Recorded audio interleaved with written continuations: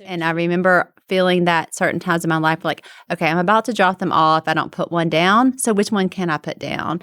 And it gives you a chance to really assess, okay, which of these balls are actually important and which ones can I just set down for a little while? And then I can continue to juggle the rest. That's so true. And I'm not going to like lose everything in it. And that's how you avoid burnout.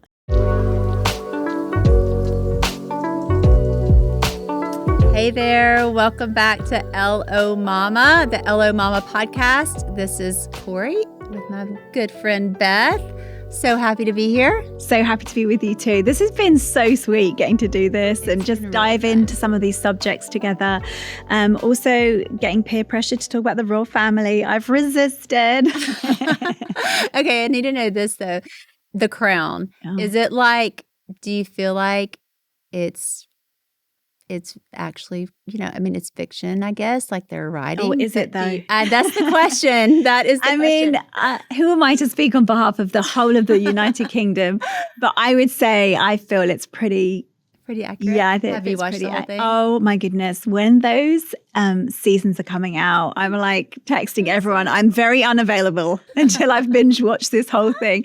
And it's not just me, like the whole family. We really do. We love it, but also there's so many sad moments because, I think most people in the world remember where they were when Princess Diana died. And I will never forget, I was in Guatemala and my then fiance was in South Africa and we were faxing each other. Wow. And just this shattered moment and then heading back to the UK and just that feeling and almost still feel it now. Really? That somebody can have that much who you never knew, you never met them, that can have such an impact. And then you just grow up. So I would have been still kind of maybe 19 years old then, 20. You grow up with such love and affection for her children and not a sense of ownership, but just a sense of protection. And so they're navigating through their years and all the things, I think I definitely feel very invested. Yeah. Well, and, being from America, I feel like it's different, but still people here, everyone here really cares about the royal family and we like want to know. And I'm going to admit this, and you might not be my friend anymore, but I have not watched very much of The Crown. Only when you say very much. Just a couple episodes. Okay, which ones though? I need to get into it. The beginning. Oh, I think, try again. Okay. Yeah, it's worth pushing through. I think there's one season that I was like, ooh, wish that didn't happen. Really? But there is some great, powerful stuff and just like all the pomp and ceremony and the history. And no, I love Downton Abbey. I was really into that. I was loving it. Oh my Willie goodness. was like during that time period, Willie would like come in the room and hear the music and be like, oh God, because he was like so bored by it. But I loved it. Downton Abbey ruined Christmas one year. Probably Maisie will talk about it. But they showed this episode on Christmas Day of the main like heartthrob dying and they like ruined Christmas. So that put me off. I was like, I'm not going to emotionally invest in this ever again. That's okay. Do you have any like Southern questions, Louisiana questions for you? What it would be like a Southern question? I'm asking you all these like here's the thing that I asked Bella yesterday because you were introducing me to pretty much everyone whose first name was John. And they also had another name. So I was like, can we speak about this? Am I like, what is happening? Is this just in this town or is this a Southern thing? Like, we what do is have it? The double names. Okay, but why? There's a lot of Johns. There are. John something. You're right. We have John Reed, John David, John Luke, John Shepherd. That's true. There was a lot happening. I was like, how am I supposed to remember all of this? It actually might just be our family. But we do like the double names because John Luke's wife is Mary Kate. Yes. And they were like, we're not going to do a double name for one of our kids because, we have two double names. And then they did, John Shepherd. But we call him Shep. But we do have a lot of Johns. I've never thought, I don't even know why. But John, my dad's name's John. It's just family. We do really do the family names. Do y'all? No loyalty. No. We've moved on. I just liked it. Yeah.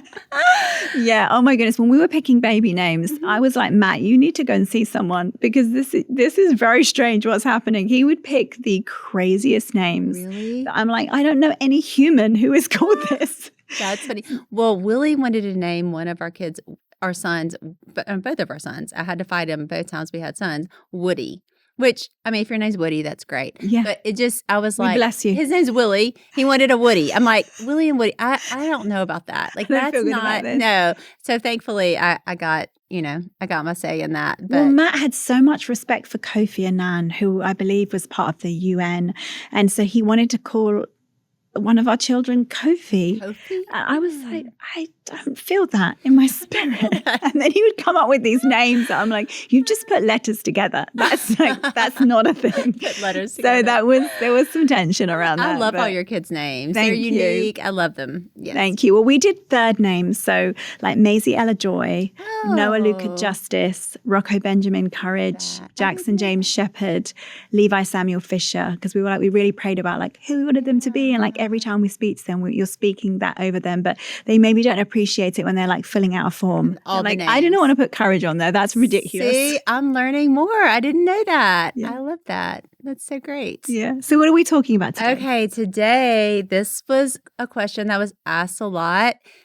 And it's just about balance and how do you do it all? How do you find that balance within life and marriage and family and kids and work and all the things? And I'm not quite sure that I've like mastered that in any way, shape, or form, but I think it's a great topic because I remember this quote that I read when the kids were young, and it said, a woman can do it all. She just doesn't have to do it all at once. You can do it all, but you don't have to do it all at once. Yeah. And I thought it was so good because for me and my personality, I can kind of tend to like do a lot and like take on all these things. And so I'm kind of a yes person and a little bit of a risk taker. So I'm like, oh yeah, that sounds fun. I'll do that and I'll do that and I'll do that.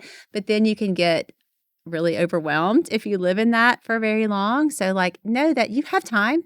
You have time to do it all. I look at like my grandmother who's 93 years old and all the things she's done over her lifetime. And, she was a stay-at-home mom with 6 children and for a good bit of her life. And then she worked in real estate for a long time of her life. She's lived in like 5 different states. She, ended up at 80 being the president of the board of realtors for our state, so like all these things, and look at all the things that my mom has gotten to do and has done in her life, and me, like all the ways God has taken me. I was a children's minister when our kids were little. That was my job for 10 years of my life. And then we took over Duck Commander and kind of came into that.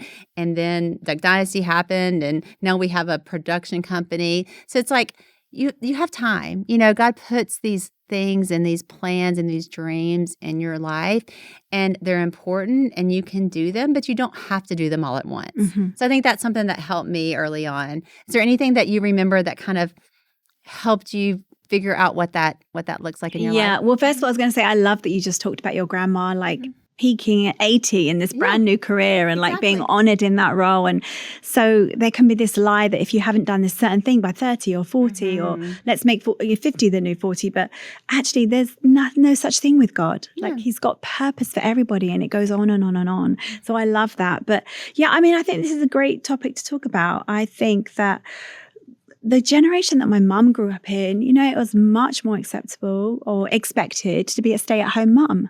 And life was a lot simpler. I don't think I ever went to an after-school club. I don't think I played in a league. I don't think, life was very simple.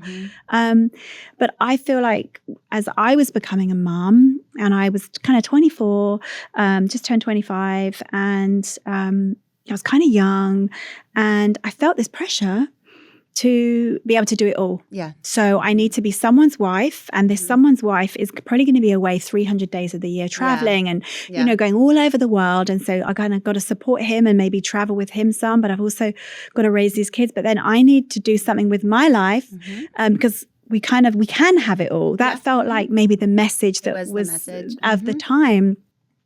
Was you are so much more than a mother. And so I remember I was running a ministry for teen girls, which, oh my goodness, I loved running that, called Soul Sister.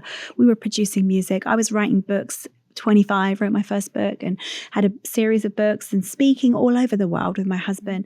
And I would do that for years, but I don't think I ever did it from a place of any rest. I think I was going and going and going because I thought I had to. And I love in scripture where Jesus talks, my food is to do the will of God. And there's a translation of that where it says, the will of God, it nourishes me.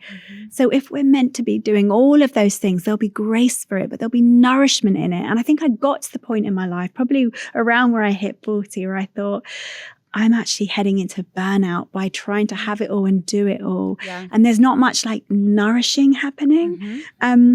And so I kind of took a bit of a time out and nothing bad happened. Yeah. But I just realized I was a person who didn't really have boundaries. Mm-hmm. And I don't know if this has ever happened to you, but perhaps when you're growing in something, you might overcompensate. And then Matt would say, like, it's almost like you went to work for the boundary police. And if somebody wanted to have coffee with me, I'd be like, I do not have coffees with people. He's like, wow, that was very aggressive. But it's like, I'm trying to find this balance, because doing it the other way and trying to be everything for everyone, it left me empty and depleted. And I was like, if I'm going to do ministry, if I'm going to mother, if I'm going to be all the things, I want to do it from a place of nourishment and rest. So I took a time out. That's good. And I gave up my cell phone because I am extreme. I was going to bring that up because when I met you, the first time I met you, you did not have a cell phone. I believe it. That's and right. I remember you saying that, and I was like, who is this mythical creature that doesn't have a cell phone? What in the world? Yeah. But I remember you talking about that and what God was teaching you in that and the reasons why. And I love that. So share about that. Yeah. Well, I mean, it sounds pretty extreme, but I feel like I needed to go back to zero and then add things in. And I loved Charles Stanley has some great talks on burnout. And I kind of really entered into that and listened and thought, I need to change up some things. So I took pretty much everything out of my life. I came off social media. Nothing bad happened. No one's ever trolled me. Nothing mean. I just thought I'm going to go back to zero. So, and one of those things was the phone. And so I got a flip phone. And so I'm a person of many words, right? Yes. You've received my text. Yes. And so on this flip phone, you can only do like Y for yes, or like N for no. Y for yes. So, I pretty much disappeared from life. And it was such a beautiful time to actually relearn some things. And I started to study like about monastic traditions and a bit more silence and being contemplative. And one of the books that I loved in that season was by Ruth Haley Barton, and it's called Invitation to Solitude and Silence. And the subtitle is Experiencing God's Transforming Presence. I know how difficult it can be to find wholesome, good quality content for your kids and for my grandkids. So I want to tell you about Minnow. I absolutely love Minnow, and it makes finding wholesome content for your kids and families easy. It's a great partner for parents and grandparents like me looking for ways to support and develop the faith of their little ones.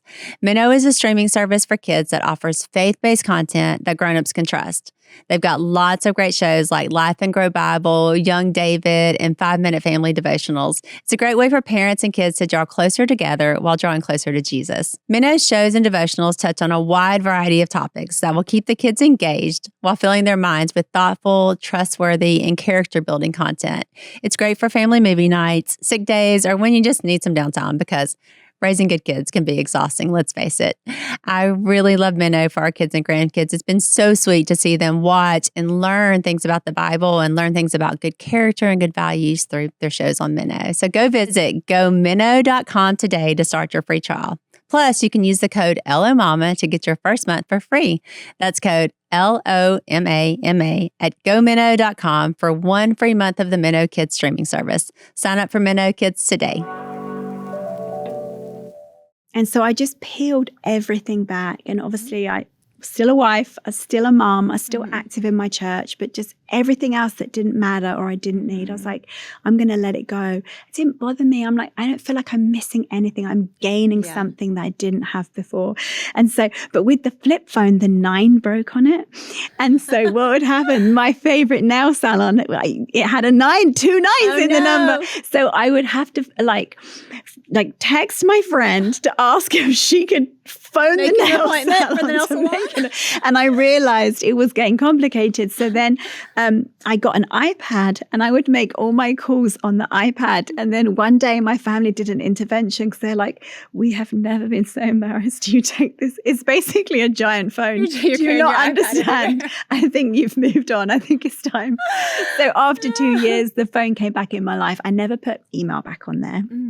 I didn't have any apps on there. And I didn't even have Safari until I think maybe 3 months ago. Wow. So I just let the phone be the phone. And in that time, I feel like there was more balance. But can I tell you what the ultimate win was? I actually learned how to obey the Sabbath. I was running so fast. I wasn't coming up for air. And I feel like if we go through scripture, the Sabbath is a gift.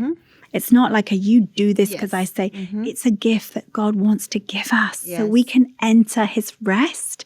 And it wasn't kind of given as an option. It was given as a commandment in love for our benefit. And so it kind of changed up in 2016, some rhythms. I even took my kids out of some sports leagues and some friends were freaking out. They were like, I thought you wanted them to play D1. Like this is, and I was like, I just feel like we got to put first things first. And trust God with that. This doesn't feel like a sabotaging moment. This feels like a realignment. And so we started to practice Sabbath, and we do it on Friday, and we cook a beautiful meal, like get paper tablecloth and throw away all plates, cutlery, silverware, all the things, make it simple. And then we would just head on down and just have some family time. And we'd stay until 5 on Saturday, and then we'd like reappear. And just adding that into our life, having Sabbath, I am telling you, something changed in me. That stress, that not having boundaries, that not having peace, and then just began to add things in little by little. Yeah.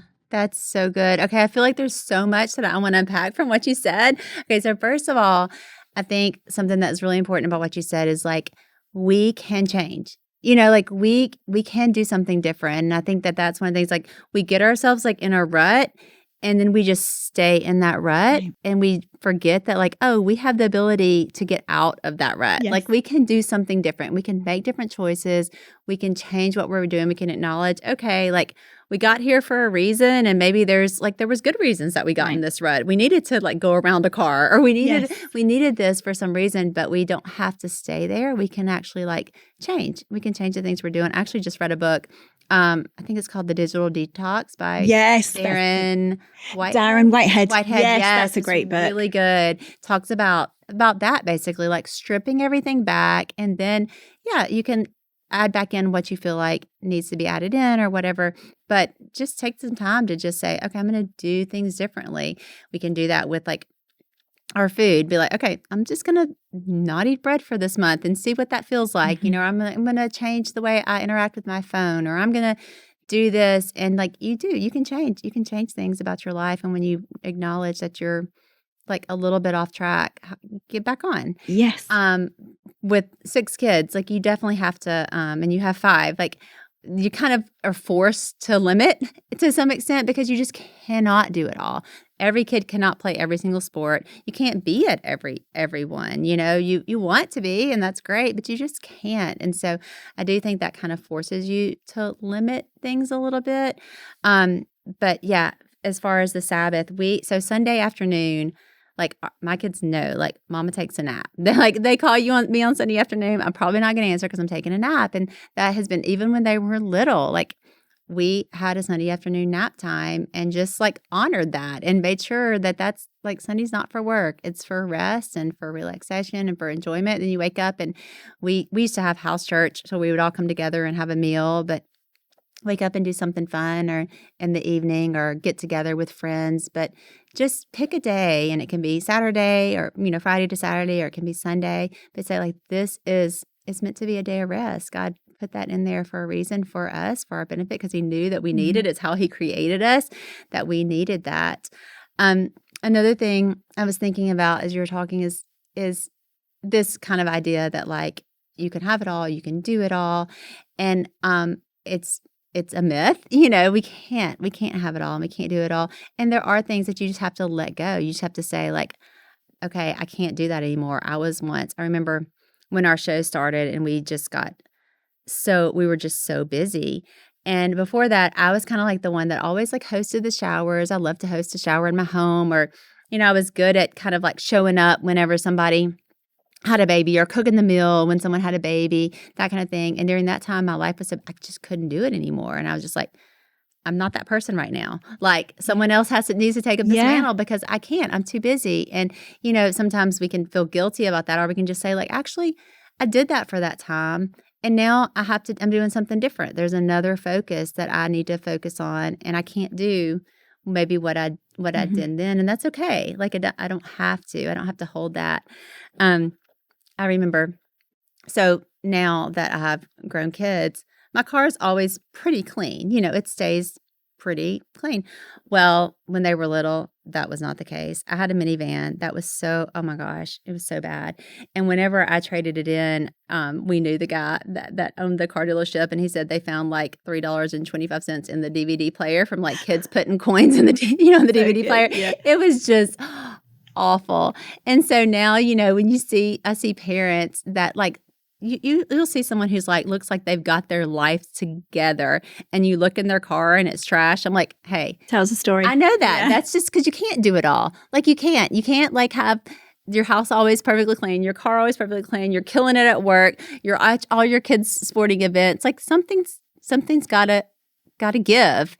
And that's okay. Give yourself grace for that. Another thing that I always tell young moms is like, don't be afraid to ask for help. You don't have to do it all. I don't do it all. I have help. Thankfully, we live around family, so I'm really thankful for that. So, have a mom next door that could help take care of the kids whenever I was traveled or was at work or things like that.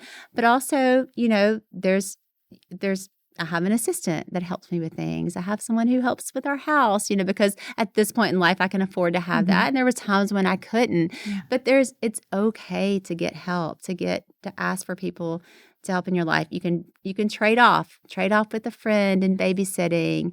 If you do have that within your budget to have someone come in and clean, it's so nice.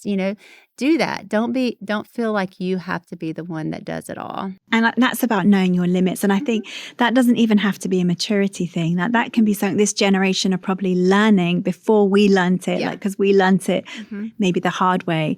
And I think later on we are going to talk with our girls about social media and maybe dive into that a bit more. But I think it is worth talking about that. Sometimes some of those balance and rhythms can come because we're so invested, or we're being pulled into so many things far away from us that we end up being absent from the things right in front of us. Mm-hmm. And I think that was a little bit about what needed readdressing in my life. That's good. I'm glad you mentioned social media, because I do think that is something Sadie and I have talked about quite a bit.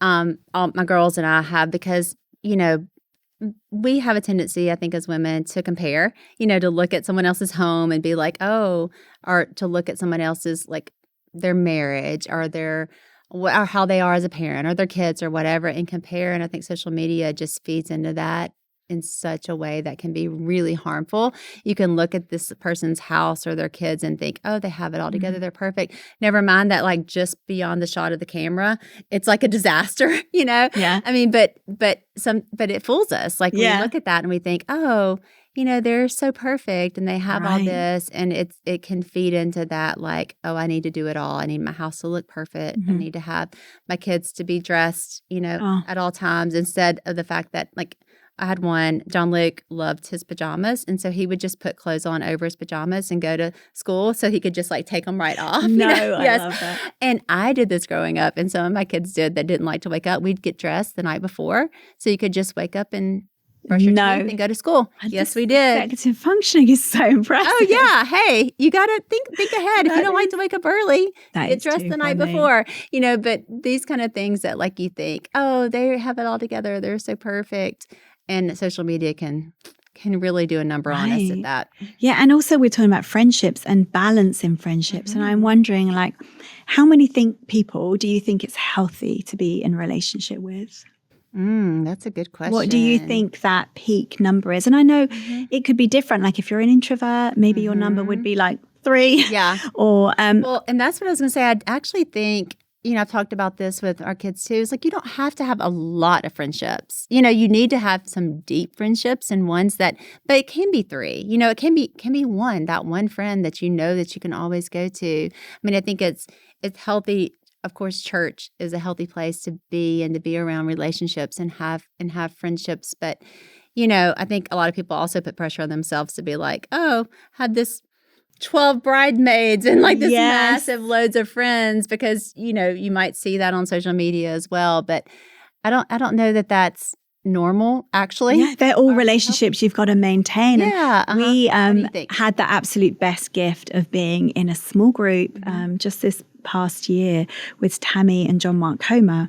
And they ended up living in Orange County for a year. And we were in a small group with 3 other couples plus them. So 5 couples and our kids. And this is like John Mark Comer's thing. I mean, he wrote The Ruthless Elimination of Hurry, so many other phenomenal books, Live No Lies. But he started talking about this, and he was asking the group, how many friends do you think it's healthy for you to be, in sustainable relationship with? And we were all pulling out numbers. And, he said, honestly, it may not be healthier to have more than 9.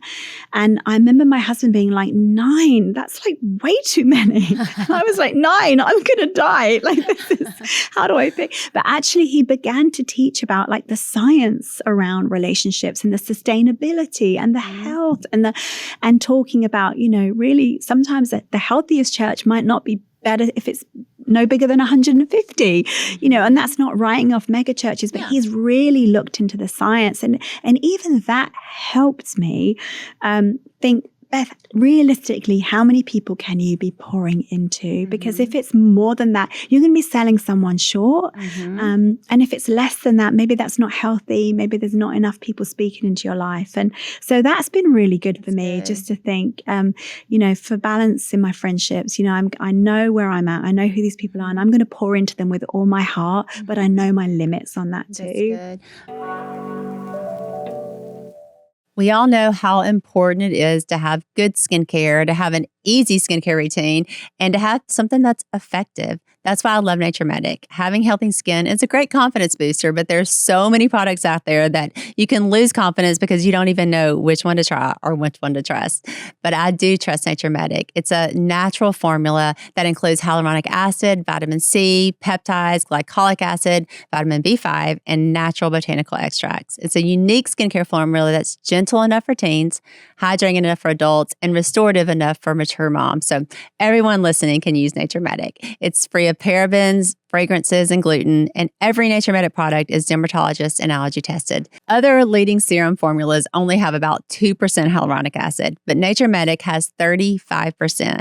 Hyaluronic acid is known to retain and attract many times its own weight in moisture. And with Naturmetic's healing hydration and rejuvenating antioxidants, your skin will look younger, firmer, and healthier in just 2 weeks. I have been using Naturmetic for probably 10 years now, and my skin has never felt better. It's moisturizing, it's easy, it's simple, and also those pesky fine lines and wrinkles have diminished, I will say, when using Naturmetic. So I love it. I recommend it to everybody. So visit naturmetic.com today. The first step I think you should start with is the starter kit. It comes with the cleanser, the serum, and the moisturizer. And when you use code MAMA at checkout, you'll save an additional 20% off your order. So get started using Naturmetic and take care of your skin. All you have to do is visit naturmetic.com and enter code MAMA at checkout. MAMA. Take care of your skin today. Bob Goff says it like this. He says, like, the number of people that you need to carry your casket, that's like how many friends you should have. Wow. It's like that's, really there's only a handful of people that you can invest in and spend time with. But I think friendships are so important. And I think that's something that we should talk about too, because sometimes that can get sacrificed a little bit because we're so busy and we just forget to invest in our friendships. But those are the things that feed you and that feed your soul. I know that our girls, I've loved watching them as 20-somethings, like figure that out of friendships, and they have such a great friend group around them. And it is so important. And it's important to choose your friends wisely because you definitely become who you hang around with. Absolutely. So I think it's you need to be thoughtful about your friendships, but you do need to spend time investing in them as well. Yeah, because bad company corrupts good character. It's not, it doesn't work the other way around. So I love that. Yeah. And I just think I am the person I am because of my friendships, because of that investment in me and the other way. And so, maybe if you feel there's a bit of a deficit in your life, this is like an area where we can ask big. We can go to God and say, God, would you just surprise me and surround me with some amazing caliber of women? And, everyone's worthy of a wonderful friend or a wonderful friend group. You make that investment and then you get it back. It should be a two-way thing. So I think, friendships are so important, like they sustain us, and we I love need that you them. said that two-way street, because you have to work at it. I think a lot of times that's another lie. We can think, oh, they have all these friendships and it just happened and came naturally. But like friendships they take work. You have to put yourself out there. You have to invest. You have to be the one that invites. You have to be the one that says like, hey, do you want to have coffee? Or be the one that, that plans up something. And a lot of times we can, sit at home. I think loneliness is a real struggle for this generation. A lot of people talk about loneliness.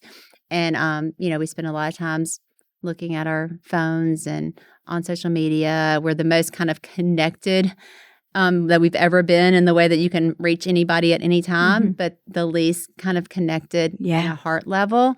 And that's because it takes work. It's not as easy as just opening a screen. It does take work. You have to put yourself out there. And it shouldn't be too much work though. Yeah. There's nothing worse than being in a friendship that feels like I am never going to be enough. Like they want more than I can give. And I don't know if you've ever been there. I've been there. I know my daughter has been there.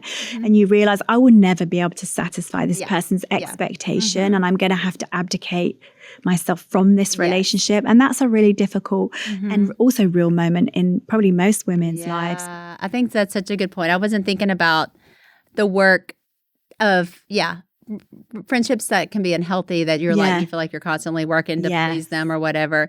I guess meaning work in that. Like the reciprocity. It takes putting yourself out there. Yeah, exactly. And like say, maybe if you're feeling lonely, do you have a couch? Do you have a table? Look around you. Like think of 2 or 3 women that you could invite round and like host, or maybe get someone to host with you so it doesn't feel like a burden, and just maybe start opening up your home if you're lonely rather than waiting for someone for you to invite you in. So I don't know. I've definitely found that's helped me. When I moved to California, I felt like I just sat like waiting for someone to invite me around, and then I realized I'm going to invite like 12 women around from church, and then we ended up meeting every Monday for like 7 years. That's amazing. Yes. Just put yourself out there. Put that invite out there. 100%. Open up your home. And it does not have to be perfect at all. We definitely, I grew up in a home that was very hospitable, and my parents have a lot of people in their home and living in their home. And one of the things they always said to us is people are more important than things. Yes. And it was just like a phrase that I just remember growing up. And I said that to our kids whenever one would break the other's toy. People are more important than things, But it was such a good reminder of like, the people in the home are what makes the home. It's not the things that are in there. It's not how perfect your kitchen is or whether or not you're a good cook. You might overcook the spaghetti or whatever. It's about just, inviting people into your space. And one thing that we always do is, they can come in and it doesn't have to be done. Your table doesn't have to be set. People love to help, is when someone comes in, like, what can I do? Here, so grab the paper towels or and whatever. And it gives them ownership. Or say, well, could you bring the pasta and you bring the sauce? Can you bring the drinks? I think that actually helps people take ownership in relationships rather than just a taking or receiving. So I think if you're going to start hosting, start asking people, hey, could you bring something? I think people are much more likely to show up as well when you ask them to contribute. You don't have to do it all. No. We have a lot of, people in our home. We have big families. And so like if we were to try to like cook every piece of every single meal, it might feel overwhelming. But instead it's like, oh, you bring a side, you bring a main, you bring bread, you bring salad. Yeah. And everyone just comes together and it's fun. It's not too much of a burden, and let people help you. Let people help you clean up. Let people help you set up. And I think that's a way that you can bond in relationships. Thinking back to just kind of like when the kids were little, I feel like that's the time when now I can say like, oh, be balanced, take your time, sit in the sauna, do whatever, because, my kids are grown. So it's a different time. But when our kids were little, I remember just, sometimes it was like getting it to the next hour, like they're all going to sleep at some point and I'm going to like, I survived, But I remember during that time period too, this kind of goes back to our conversation about marriage, is just your marriage is going to go through different phases. And I remember whenever you're like nursing a baby and you're carrying a toddler, you can feel really like touched out. Like you're like, all right, I've had all the touch I can have for the day. Like just, I need some space. And so that's a time too, whenever you need to, talk through those things with your spouse and let them know like, hey, this is a time period. And yes, we're, I love you. I care about you. Like, I'm just tired right now. My cup runneth dry. That's right. Yeah. Like, those are things you just need to talk about, because that part of like balance, like, I think we can look at balance and be like, oh, you need your day to be balanced. But whenever you're 50, like I am, you can look at your life and like there's a ebb and a flow, and there's a balance that comes with life in general. It's not all about like this day was perfectly in rhythm and perfectly in balance. It's over a lifetime. And it's about those seasons. So you're talking about a season in your marriage. It wasn't always like that, but it was because of the season you were in with your kids. Maybe there was a bit of a deficit over there in your marriage. And I think that feels really true. And I think that's another thing that we want to, talk about, is that there's so many things we want to get right, but then you can actually end up neglecting some of the more important things. And I think, fostering that marriage relationship, that intimacy, that connection. And even if you've got nothing in the tank, talking, communicating, making sure that the person knows where they stand and what's going on with you. And I think that goes back to like love and respect. We've both got so much out of being friends with Sarah and Emerson Eggerichs. They are like walking encyclopedia on marriage. Book, Love and Respect.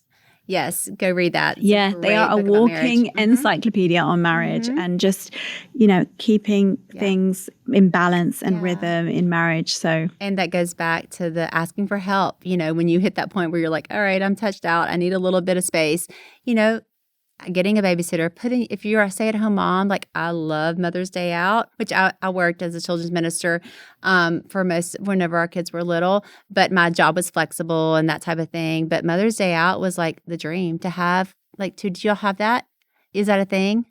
No, we don't have that. Okay. Here in the South, it's like a lot of churches have it, and you can 2 days a week, they call it Mother's Day out, and it's just a time that you can drop your kids off and they're there for I need to bring this. I feel responsible to bring this back to my nation. You should. Oh my goodness, what I would have done. Go have a lunch with your husband. That's a beautiful go do ministry. Something fun. It's such a good thing, So find those ways when you feel like you're a little bit like, okay, I'm out of balance here. I'm not invested in my husband because I've invested in my kids.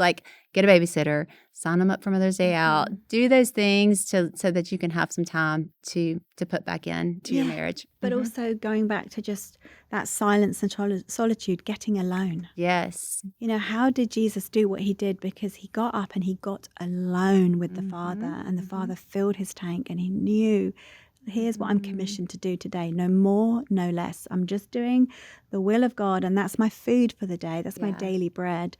And so I have found that, I think we talk about the fact we're both a 7 on the Enneagram. I'm not obsessed with all that stuff. I'm so late to the party. But I feel like you understand, I need people. I love people. But what I've learned as I've got older is I actually need to get alone. And I need to get alone with God a lot more. Yeah. And then I end up with so much more in the tank for everyone. So one thing I've been listening to, and I throw this in at the end. Yes, please. Oh my goodness. David and Nicole Binion, they have this worship album called Dwell.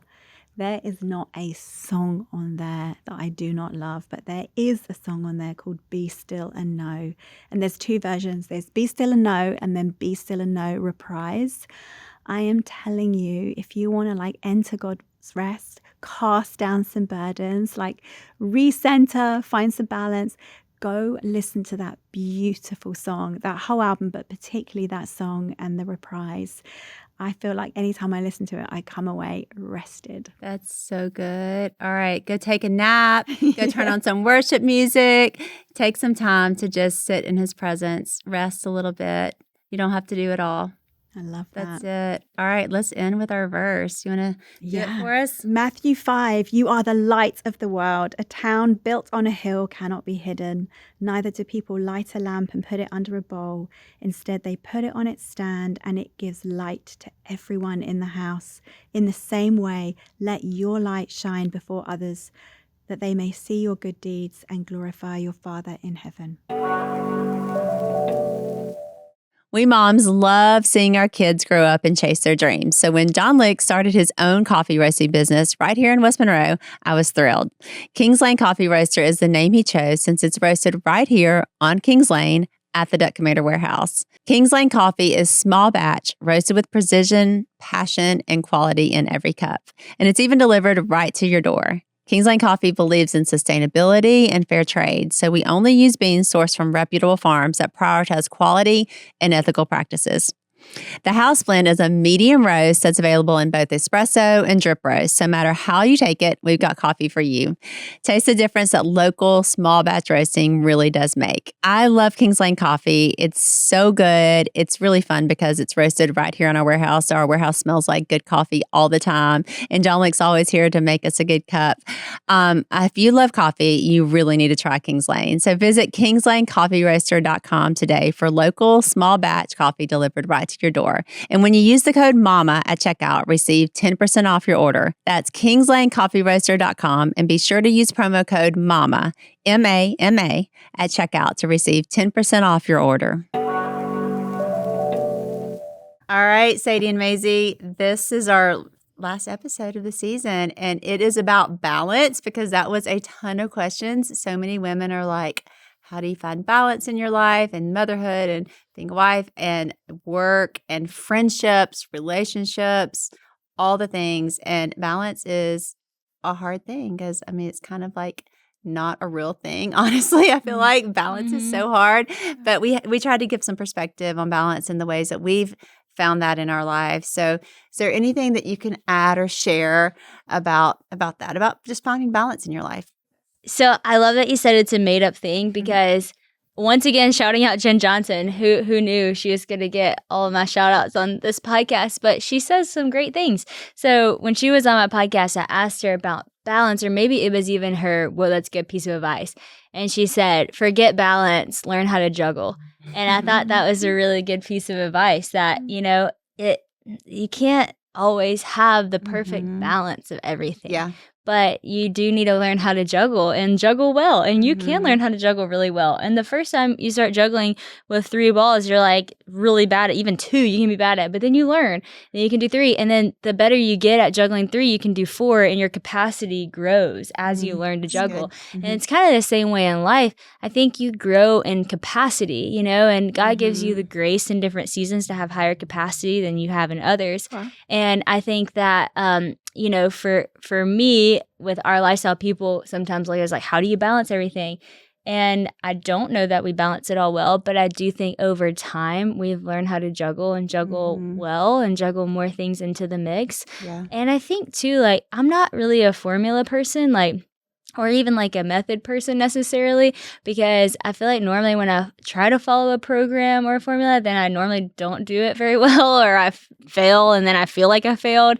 And then I'm frustrated because I'm like, why did I even start this in the first place? I shouldn't be feeling like a failure or whatever. And so I say that to say, I think that sometimes even with, we talked about this with sleeping schedules. You start a book and then you feel like you're failing when it's who told me that I had to do it that way, because my life actually looks different. So it might just be different. And so I think that sometimes when it comes to things like balance, even because did y'all say you talked about the ruthless elimination of a hurry? So such a good book and so many good concepts. So there are also other detailed pieces of advice in the book that might not fit everyone's life. At the beginning of the book, Christian said at the beginning, he was like, yes, this is so good. I need to put all this in my life. And the end of the book is a little bit more practical. And Christian's like, I don't know if I'm going to do all of that, but it's healthy advice. And that works for John Mark Comer, who demonstrates it perfectly well, but it might look a little bit differently in your life. And so I think for me, I try not to look at other people's life and then ask myself if I have balance, because what's working for me and might feel like balance might look different than someone else's. And so I do, we have people over. We have our friends over almost once a week. I do Tuesday workouts at my house with my girlfriends. And then I have, work and have my kids and do all this. But that is juggling for me. That's balance for me. That makes me come alive. I love hosting. I love doing those things. Where someone else might say, that's overwhelming. That's too much. That makes me feel like I have balance because I have my friendships. I have my things. So I think instead of looking towards other methods, you can be inspired by someone else's and influenced by someone else's, but not putting the pressure of what someone else's balance looks like to be your own. And that's been helpful for me. That's so good. Yeah. On the juggling, I always think about it like this because I think about it like juggling as well. Yeah. And I think about figuring out kind of where that is whenever it starts to feel like, oh, I'm getting unsteady, then I'm like, okay, what ball do I need to put down so I can continue to juggle? Because if you don't put a ball down, you're going to drop them all. That's so and true. I remember feeling that certain times in my life, like, okay, I'm about to drop them all if I don't put one down. So which one can I put down? And it gives you a chance to really assess, okay, which of these balls are actually important and which ones can I just set down for a little while? And then I can continue to juggle the rest. That's so true. And I'm not going to like lose everything in it. And that's how you avoid burnout. 'Cause Right. We talked a bit about burnout, and I was sharing, Yeah. because there is, another voice that says you've got to have and do it all, and you've got to keep up. And so I think actually the juggle is so wise. And you're right, God is always stretching and growing our capacity. And then there's this thing called grace. Yes. My husband and I, sometimes we just look at each other. And, we're preparing for our son's spine surgery. It's a massive thing. It's going to be a 6-month journey. We've been making this documentary. Matt's got an album coming out. We've got our 3 kids, 2 graduating, 1 from college, 1 from high school. You're like all of these balls. And then we go to bed at night, we go, the grace of God upon my life. Yeah. So evident. Wow. And so, yes, I'm juggling. And I love, my friend once paraphrased it, the grace of God and a lot of hard work. That's the juggle. Yeah. That we're good. kind of taking part, but God's grace is on us. But what do you think, Maze? Yeah, I didn't know Dad had an album coming out. Yes, next week. Okay. Oh my gosh, I didn't know that. That is so funny. that is also so on brand. That's so on brand. Like Maze is I'll like, be on Instagram. you've just sold our house. I was like, I'm so sorry. Yeah, I was going to put that on the family group chat. That's so funny. I need to talk to Dad about that. You should, yes. Well, I think I just want to be really honest and say that this is something I really actually struggle with. I really, really struggle with this, finding the balance. I think for a lot of time, if I'm being completely honest, I really do want to just totally be honest. I've really wanted to be everything to everybody. I really have. And I've also feel there's been sin there too, because I felt that is actually possible, that I could actually do that. Yeah. And really recently, actually about a month ago, I got a text from this guy that I went to college with, he's still there, he's graduating in May, but he actually messaged me and just said, I'm actually really upset because I've been trying to hang out with you, trying to chat to you for 2 years, and every time we almost hang out, it seems like you're too busy or something else comes up. And he was like, that actually, it's like really upset me.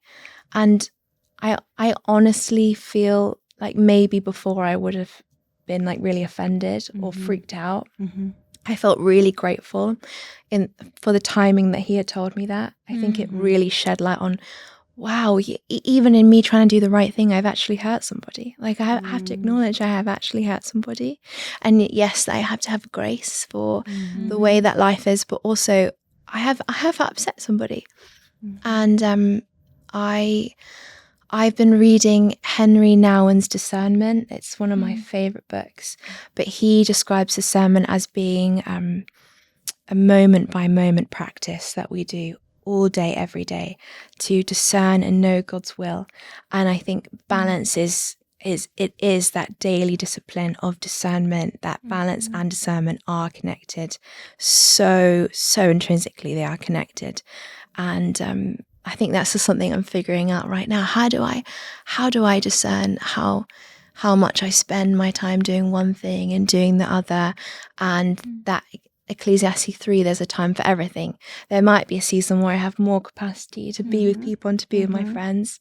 There might also be another season where I have to look elsewhere, and there might be other things that I have to focus on. And that means I can't be everything to everyone. I can't get coffee with everyone who asks to get coffee with me. I can't. That's good. Or that I can't get coffee with everyone I want to get coffee with. But actually discerning moment by moment that there is also grace in that as well. So I'm grateful for that guy who was honest with me. I'm grateful because it did open up the reminder of I've actually got to, I can't just do this in my own how I want to do it. I have to use discernment. I have to discern God's will. That's so good. That is so good. And just to the I love that, we keep saying like to discern different things, and there has to be time where you put a ball down, and you really have to take that upon yourself to discern what ball that needs to be, and you have to make the jump of putting it down, which is hard to put it down because you want to be able to do it well. And you have to humble yourself to say, I can't do it all and I can't do this right now.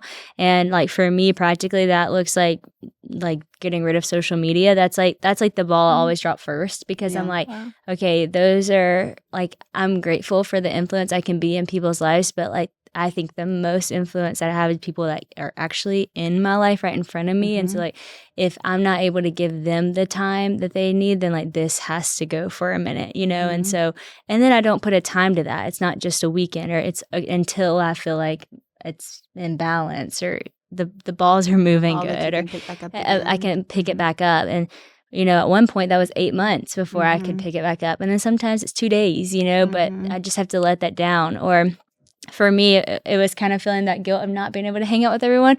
So I thought, okay, well, I can't really do that right now because I do have kids and I don't want to miss time with them. But I was like, well, I can invite everyone over to work out with me at like, you know, at the house. And so like that was like a good kind of shift of like, okay, I feel like I'm dropping this ball, like I'm not getting to see everyone, but what if I just invite them to our home before the kids even wake up? So there are sometimes just readjustments in the schedule. Like let me just like, let me just stop for a minute and like reshift the way that I'm throwing these balls, you know? So I think there's a time to like actually put one down. And there's also a time to like look at it and say like, oh, can I shift it a little bit so that it does work, so that I can get the time with my friends, but it doesn't interfere with my time with my kids or my work or whatever it is. But it's been a really helpful conversation. Everything you've said has been really helpful to me too, because I think this is something that we all struggle with, you know, like when you said just being honest, like I think in all honesty, if you asked me this tomorrow, I might have had a different answer, you know, I mean, like, well, the balls are falling, you know, all the things. Absolutely. And this morning, actually, I was looking, Willie got up and he went out and like sat in the sauna for a little bit. And I was like, I haven't done that in a long time. And I thought like, that's because it's like on me. Like he takes the time to prioritize something like that. Like I need to take the time to prioritize that. And sometimes it's like we're trying to please everybody else and do all the things. And sometimes you just need to say like, oh, I actually could do that if I didn't do this. And it may be like I'm on social media. If I just take away that time, I could actually do this. And so sometimes there is more time in our space if we just kind of assess the balls and decide like, okay, this is one that I'm going to set down so that I can pick up one that I want. Another thing that I was thinking of as you were talking is a little poem that my mom used to say to me I thought was really good. And it was like, you can please all of the people some of the time, and you can please some of the people all of the time, but you can't please all the people all the time. So don't even try. And so it's kind of just this like lesson of like, I cannot make everyone happy all the time. It's totally impossible. There's sometimes whenever I can actually make everyone happy, and there's sometimes when I can make some people happy, but you're never going to be able to make all people happy all the time. So like you just got to let that go and not carry that. And you know, sometimes I think we can, you know, as women want to carry that. We want to make everyone happy all the time. We want to make everyone in our world feel good and feel, you know, all these things. And it's just actually impossible. Only God can do that. And so if that's something, if we can just kind of let that ball down of pleasing everybody all the time, you know, we can realize that, all right, God's got that. That's his job. That is not my job. Yeah. It's great. Well, I love that. I mean, we're wrapping up season 1 right now, and it has been so sweet. Not just to do with you as my friend, but to actually have our daughters, and just that even just brings it more weight, your voices and your friendship, and just doing this together in unity. So I have just loved this. So thank you so much, everyone, for listening to season 1 and kind of being on this journey with us. And thank you, Korie, for coming up with some of the best ideas ever. Aw, this was so much fun. We love y'all. Thanks for inviting us. Amazing. This is so fun. Sadie and Maisie, it kind of like has a ring to it. Perfect. Sadie Now and I Maisie have a on the new couch. Sweatshirt. So good. Yes, Sadie and Maisie. All right. Thank y'all for listening. We love y'all.